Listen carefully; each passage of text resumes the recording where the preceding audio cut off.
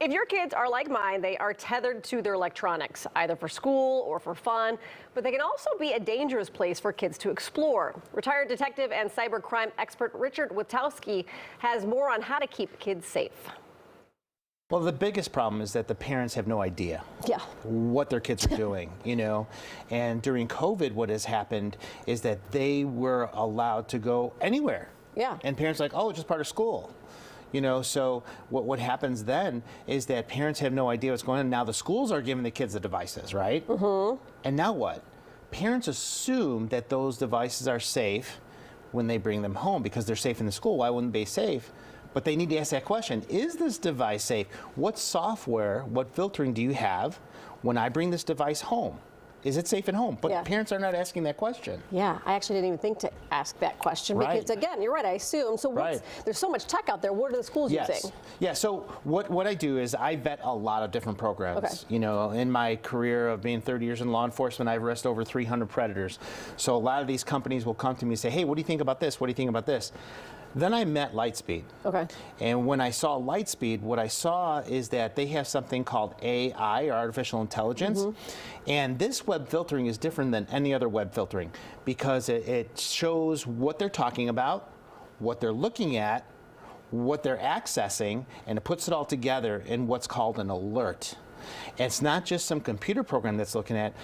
Lightspeed actually has people looking at these alerts. They have stopped several school shootings. They have stopped several self-harm, suicidal ideations. It is incredible. And then they do a lot of research, right? They poll their parents. So I think one that they did a couple months ago was 2,000 parents. 64% of the parents say that they don't know what their kids are doing. 75% of them are really concerned now that they have their own device from school, but 90% of them says, I wish my school would have some type of web filtering and report to me what my kid is doing. And that's another thing that no other company has. They have a parent portal. If a school activates it, you can sign into your portal and see what your kid's been doing for the past month on their device. Really? Yeah, no other one has that I know of. Now here's another thing. Apple doesn't allow third-party monitoring of their devices.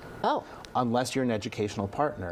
And Lightspeed is an educational partner. Wow. I mean, there's so much changing out there at such rapid paces. How do parents stay on top of all of it? Well, the biggest thing is, so here, when I teach in parent night all over the country, right? If a school has like 1,200 kids, I'll get 20 parents showing up. Really? Because parents suffer from a deadly disease. It's called the NMK syndrome.